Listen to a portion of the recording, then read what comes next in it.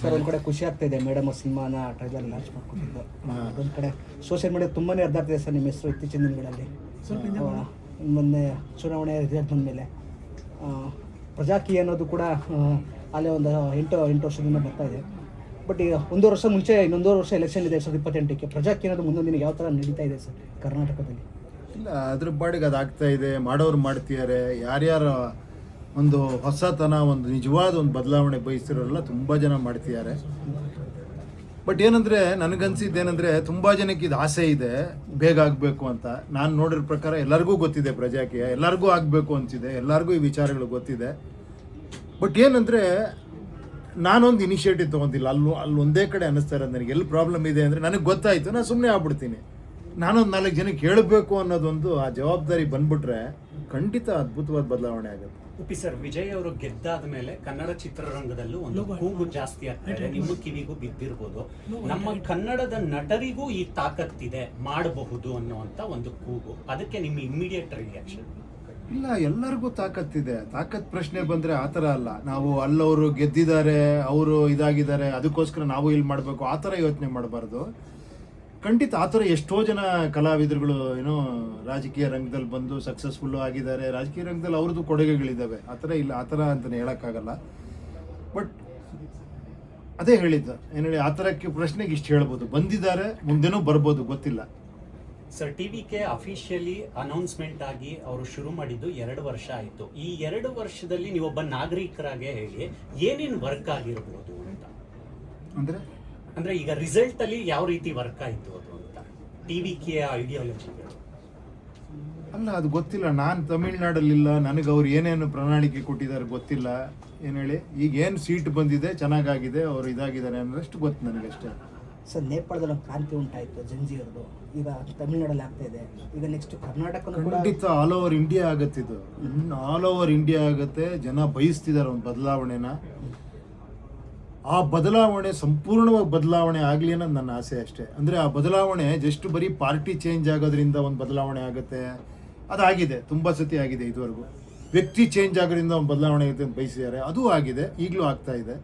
ನಾನು ಹೇಳಿದ್ದು ವಿಚಾರಗಳಿಗೆ ಓಟ್ ಹಾಕೋವಂಥ ಒಂದು ಬಂದ್ಬಿಟ್ಟ ಅಂದರೆ ಅದು ನಿಜವಾದ ಅಲ್ಟಿಮೇಟ್ ಬದಲಾವಣೆ ಆಗುತ್ತೆ. ಅದು ಖಂಡಿತ ಅದನ್ನು ಬಯಸ್ತಾ ಇದ್ದೀನಿ ಅಷ್ಟೇ. ನಾನು ಸರ್, ದಾವಣಗೆರೆಗೆ ನಾನು ಒಂದು ಟೈಮು ಬೈಲೆಕ್ಷನ್ಗೆ ಗ್ರೌಂಡ್ ರಿಪೋರ್ಟ್ಗೆ ಹೋಗಿದ್ದೆ.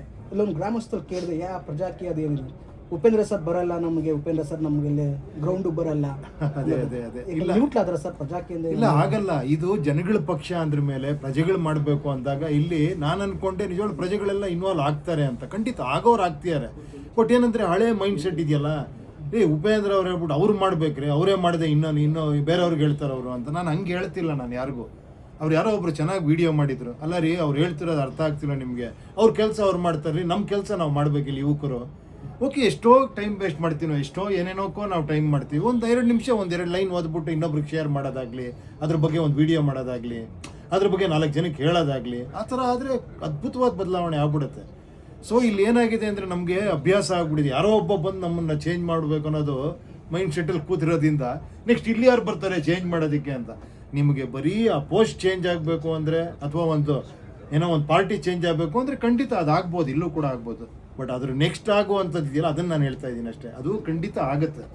ಏನು ಹೇಳಿ, ಆ ಯುವಕರಲ್ಲಿ ಅದು ಬಂದ್ಬಿಟ್ರೆ ಒಂದು ಬದಲಾವಣೆ ಬೇಕು, ಈ ಥರ ಬದಲಾವಣೆ ಬೇಕು ಅಂತ ಬಂದಾಗ ಎಲ್ಲರೂ ಶುರು ಮಾಡ್ತಾರೆ ಇದನ್ನು. ಸರ್, ಇನ್ನು 1 ವರ್ಷ ಇದೆ, ಇಲ್ಲೂ ಕೂಡ ವಿಧಾನಸಭಾ 2028. ಪ್ರಜಾಕೀಯದಿಂದ ಜನ ಇನ್ನೂ ಏನು ಎಕ್ಸ್ಪೆಕ್ಟ್ ಮಾಡ್ಬೋದು ಬೇಕಂದರೆ?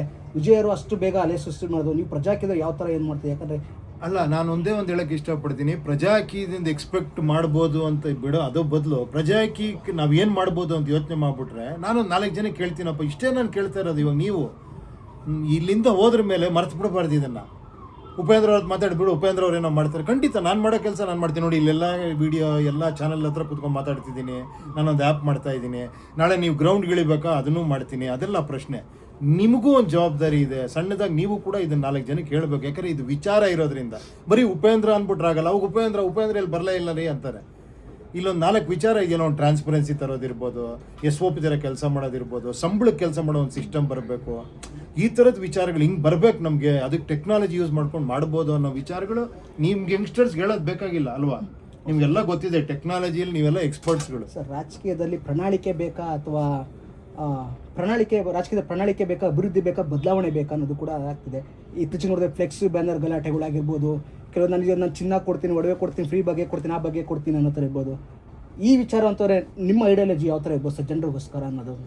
ಅಲ್ಲ, ಅದೇ ಹೇಳದ್ನಲ್ಲ, ನಿಮ್ಗೆ ಅದು ಬೇಕು ಅಂದರೆ ಅದು ನಡೀತಾನೆ ಇದೆ. ನಾನು ಹೇಳೋದು ನಿಮಗೆ, ನೋಡಪ್ಪ, ನೀನು ನನ್ನ ದುಡ್ಡು ಕೊಡು, ನಾನೀಗೇನೋ ಕೊಡ್ತೀನಿ ಅನ್ನೋದು ಬೇರೆ. ನೀವು ಟ್ಯಾಕ್ಸ್ ಕಟ್ತೀರಾ, ನಾನು ನಿಮ್ಗೇನೋ ಕೊಡ್ತೀನಿ ನಿಮಗೆ ಅನ್ನೋದು ಒಂದು. ನಾನು ಹಂಗಲ್ಲ, ಫುಲ್ ದುಡ್ಡಿದೆ, ನಿಮ್ಗೆ ಏನು ಬೇಕು ಕೇಳಿ, ನೀವೇ ಕೇಳಿ. ಆ್ಯಕ್ಚುಲಿ ನಾನೇನು ಕೊಡ್ತೀನಿ ಅನ್ನೋದಲ್ಲ ಇಲ್ಲಿ.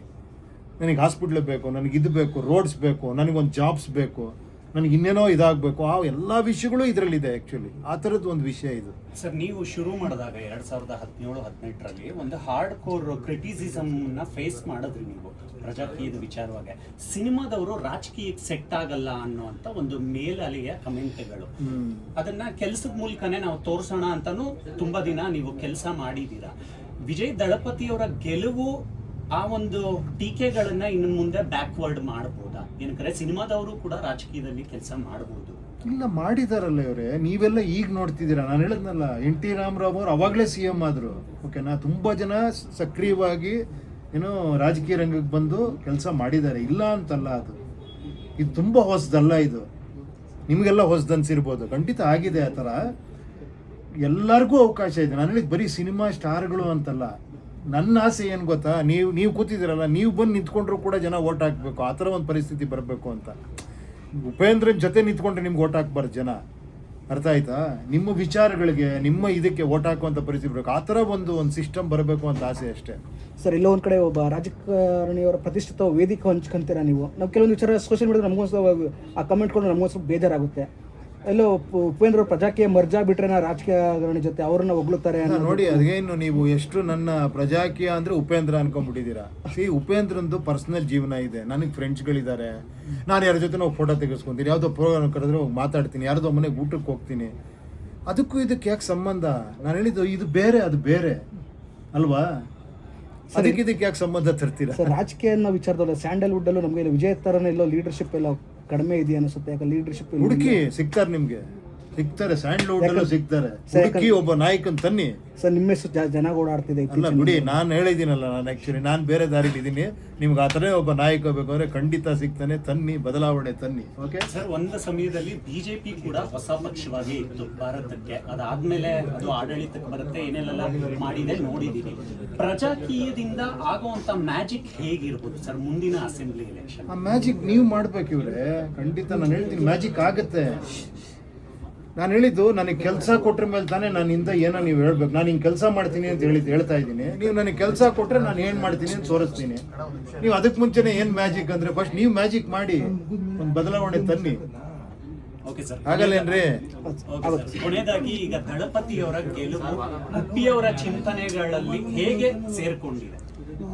ಅದಕ್ಕೆ ಸಂಬಂಧ ಇಲ್ಲ ಇವ್ರೆ, ಅದಕ್ಕೂ ಇದಕ್ಕೆ ಏನು ಸಂಬಂಧ? ನೀವು ಯಾವುದೋ ಹೋಲಿಸ್ತಾ ಇದ್ದೀರಾ. ಖಂಡಿತ ಅವ್ರ ಗೆಲುವು ಸಂತೋಷ. ಒಂದು ನಮ್ಗೆ ಯಾವಾಗಲೂ ಹೊಸಬರು ಬಂದಾಗ ಒಂದು ಆಸೆ ಬರುತ್ತೆ. ಆ್ಯಕ್ಚುಲಿ ಏನು ಹೇಳಿ, ಅದು ಒಬ್ಬ ಯಂಗ್ಸ್ಟರ್ ಆ ಥರ ಅವ್ರು ಬಂದಾಗ ಏನೋ ಒಂದು ಬದಲಾವಣೆ ಆಗುತ್ತೆ ಅನ್ನೋ ಆಸೆ ಬರುತ್ತೆ. ಖಂಡಿತ ನೋಡೋಣ, ಕಾದು ನೋಡೋಣ ಅದ್ರ ಬಗ್ಗೆ ಏನಾಗುತ್ತೆ ಅಂತ. ಸರ್, ನಾಯಕತ್ವ ಕೊರತೆ ಏನಾದ್ರು ಇದೆಯಾ? ಯಾಕಂದ್ರೆ ನಾನು ಕೆಲವೊಂದು ನನಗೆ ಅರ್ಥ ಆಗ್ತಿಲ್ಲ. ನೀವು ನಾಯಕತ್ವ ಕೊರತೆ ಅಂದ್ರೆ ನಿಮ್ಗೆ ಯಾರೋ ಒಬ್ರು ಬಂದು ಎಲ್ಲ ಬದಲಾವಣೆ ಮಾಡ್ಬಿಡ್ಬೇಕಾ? ಇಲ್ಲ ಸರ್, ಎಲ್ಲ ನಾವು ಬದಲಾವಣೆ ಮಾಡಬೇಕು. ಸ್ವಲ್ಪ ಮಾಡಿ, ನೀವು ಫುಲ್ ಮಾಡಬೇಡಿ. ಇವಾಗ ಅದೊಂದು ಹೇಳ್ತಾರೆ, ಎಲ್ಲರೂ CM ಹಾಕಾತೇನ್ರಿ, ಎಲ್ಲರೂ MLA ಹಾಕಾತೇನ್ರಿ ಅಂತಾರೆ. ಅದೆಲ್ಲ ಹೇಳ್ತಿರೋದು. ವೋಟರಾಗಿ ನಿಮ್ದೊಂದು ಜವಾಬ್ದಾರಿ ಇದೆ ಅಲ್ವಾ? ಇಲ್ವಾ ಹೇಳಿ? ಇದೆಯಾ ಇಲ್ವಾ? ಆಧಾರ ಹೇಳಪ್ಪ. ಏನದು ಜವಾಬ್ದಾರಿ? ವಿಚಾರಗಳಿಗೆ ವೋಟ್ ಹಾಕ್ಬೇಕು ನೀವು. ನಾಳೆ ಇದು ಆಗ್ಲಿಲ್ಲ ಅಂದ್ರೆ ಕೇಳಬೇಕು, ಮಾತಾಡ್ಬೇಕು. ನೀವು ಅದನ್ನೆಲ್ಲ ಸ್ಪ್ರೆಡ್ ಮಾಡಬೇಕು. ಇಲ್ಲ, ನಾವು ಯಾವ ವ್ಯಕ್ತಿ ನೋಡಲ್ಲ, ಪಾರ್ಟಿ ನೋಡಲ್ಲ, ನಮ್ಗೆ ಯಾರು ಕೆಲಸ ಮಾಡ್ತಾನೆ, ಯಾವ ಥರ ಕೆಲಸ ಮಾಡ್ತೀನಿ, ಅದಕ್ಕೆ ನಾನು ಓಟ್ ಹಾಕ್ತೀನಿ ಅನ್ನೋದು ನಿಮ್ಮೊಳಗೆ ಬರಬೇಕದು. ಪ್ರತಿ ಸತಿ ಸರ್ ನಮಗೊಬ್ಬ ನಾಯಕ ಬೇಕಲ್ಲ ಸರ್, ನೀವೇನು ಮಾಡ್ತೀರಾ ಸರ್, ಎಷ್ಟು ಸತಿ ಅಂತ ಕೇಳ್ತೀರಾ? ನಾನು 8 ವರ್ಷದಿಂದ ಹೇಳ್ತಾನೆ ಇದ್ದೀನಿ. ನೀವು ಒಂದು ಚೂರು ಮಾಡಲ್ವಾ? ಒಂದು 1% ಅಪ್ಪ, ಅದಷ್ಟೇ. ಒಂದು ವಿಡಿಯೋ ಮಾಡಾಕಿ, ನೋಡ್ರಿ ನಾನು ನಿಮ್ಮ ವಿಚಾರಕ್ಕೆ ಓಟ್ ಹಾಕ್ತೀನಿ. ನಾನು ಇನ್ಮೇಲೆ ನಾನು ಯಾರ ಬಗ್ಗೆನೂ ತಲೆ ಕೆಡಿಸ್ಕೊಳ್ಳ, ಯಾವ ಪಕ್ಷ ಯಾವ ಪಾರ್ಟಿ ನಾನು ನೋಡಲ್ಲ. ನಾನು ನಾಳೆ ಯಾರು ಓಟ್ ಕೇಳಕ್ಕೆ ಬಂದರೆ ಕೇಳ್ತೀನಿ, ನೀನು ಹಿಂಗೆ ಮಾಡ್ತೀನಪ್ಪ ಕೆಲಸ, ಯಾವ ಥರ ಕೆಲಸ ಮಾಡ್ತೀಯ ನೀನು, ನನಗೆ ಈ ಥರ ವರದಿ ಒಪ್ಪಿಸ್ತೀಯಾ, ನಾಳೆ ಕೆಲಸ ಸರಿ ಮಾಡಿ ರಿಸೈನ್ ಮಾಡು ಅಂತೀನಿ, ಮಾಡ್ತೀಯ ನೀನು ಅಂತ ಒಬ್ಬೊಬ್ಬ ವೋಟ್ರ್ ಕೇಳ್ಬೇಕು. ನಾನೊಬ್ಬ ಕೇಳಿದ್ರೆ ಆಯ್ತದ ಅದು? ಅಂದರೆ ನಿನ್ನ ಜೊತೆ ಇವರು ಸೇರ್ಕೊತಾರೆ, ಅವರು ಸೇರ್ಕೊತಾರೆ, ಒಂದು ಶಕ್ತಿ ಹುಟ್ಟತ್ತವಾಗ. ಅದೇ ಜನ್ಸಿ, ಅದೇ ನಿಮ್ಮ ಯಂಗ್ಸ್ಟರ್ಸ್ಗಳದಲ್ವಾ? ಅಲ್ಲೇನ್ರಿ ಅದು ಬರ್ಬೇಕಲ್ವಾ? ಹೌದು ಸರ್. ನಾನು ಸೈಲೆಂಟಾಗಿ ಇದ್ಬಿಟ್ಟು ನಾನೇನು ಕೇಳೋದು, ನೀವು ನಾನೇನು ಕೇಳೋದು, ಹಂಗಂದ್ರೆ ಒಬ್ಬ ಸ್ಟಾರ್ಟ್ ಮಾಡ್ಬೇಕು. ಎಷ್ಟೋ ಜನ ಮಾಡ್ತಿಲ್ಲ ವಿಡಿಯೋಗಳು, ಮಾಡ್ತಾ ಇದ್ದಾರಲ್ವಾ, ಎಷ್ಟೋ ಜನ ಮಾಡ್ತಾರೆ, ಟ್ರೈ ಮಾಡ್ತಾರೆ, ಈ ಥರ ಮಾಡ್ಬೇಕು, ಈ ಥರ ಮಾಡಬೇಕು ಅಂತ. ಆ ಥರ ಸರ್ ಪ್ರಜಾಕೀಯ ಒಂದು ವಿಚಾರದೊಳಗೆ ಎಷ್ಟು ಉಪೇಂದ್ರ ಸರ್ ಬರ್ತಾ ಇಲ್ಲ, ಯಾಕಂದ್ರೆ ಗ್ರೌಂಡ್ ರಿಪೋರ್ಟ್ ಬರ್ತಾ ಇದೀನಿ ರೀ, ಈಗ ಬರ್ತಾ ಇಲ್ಲ ಅನ್ನೋದು ಕೂಡ ಆ ಜನಗಳಿಗೆ ಏನು ಹೇಳ್ತಾರೆ? ಬರ್ತಾ ಇದ್ದೀನಿ, ನಾನು ಇದೀನಿ ಇಲ್ಲೇ, ನಾನು ಸಕ್ರಿಯವಾಗಿರ್ತೀನಿ. ನಾಳೆ ನೀವು ಎಲೆಕ್ಷನ್ ನಿಂತ್ಕೊಬೇಕು ಅಂತೀರಾ, ನಿಂತ್ಕೊಂತೀನಿ, ಓಕೆನಾ? ಈಗಲೇ ನಿಂತ್ಕೊಂತೀನಿ, ಓಕೆನಾ? ಅಲ್ಲ, ನಿಂತ್ಕೊಂತೀನಿ ಖಂಡಿತ. ಆ ಸಂದರ್ಭ ನನಗೂ ಅನ್ನಿಸ್ಬೇಕು. ಆ್ಯಕ್ಚುಲಿ ಏನು ಹೇಳಿ, ನನಗೂ ಒಂದು ಅನ್ನಿಸ್ಬೇಕಲ್ವಾ, ಇಲ್ಲಪ್ಪ ಒಂದು ಎಲ್ಲರದು ಒಂದು ಎನ್ಕರೇಜ್ಮೆಂಟ್ ಇದೆ ಈ ವಿಚಾರಕ್ಕೆ ಅಂದರೆ ನನಗೂ ಒಂದು ಆಸಕ್ತಿ ಬರುತ್ತೆ. ನಾನು ನಿಮಗೋಸ್ಕರ ಕೆಲಸ ಮಾಡೋಕೆ ಬರ್ತೀನಿ, ನೀವು ನಮ್ಗೆ ಬೆನ್ನು ತಟ್ಟಬೇಕು ತಾನೆ. ಬನ್ನಿ ಸರ್, ನಾವೆಲ್ಲ ಇದ್ದೀವಿ ಅಂದರೆ ನನಗೂ ಎದ್ದು ಕೂತ್ಕೊತೀನಿ. ನನಗೆ ಈಗ ಹತ್ತತ್ರ 60 ಆಗ್ತಾ ಬಂತು, ನೀವೆಲ್ಲ 20-25 ವರ್ಷ ಹುಡುಗರು, ನೀವು ಏನೋ ಜೋಶ್ ಕೊಡಬೇಕಾ? ಸರ್ ಬನ್ನಿ ಸರ್, ಎದ್ದೇಳಿ ಸರ್, ಮಾಡಿ ಸರ್ ಅಂತ ನಾನು ಮಾತ್ರ ಕೂತಿರ್ತೀನಿ ಸರ್. ಹೆಂಗದು? ನಾವು ಬರ್ತೀವಿ sir. Okay, thank you sir, thank you sir.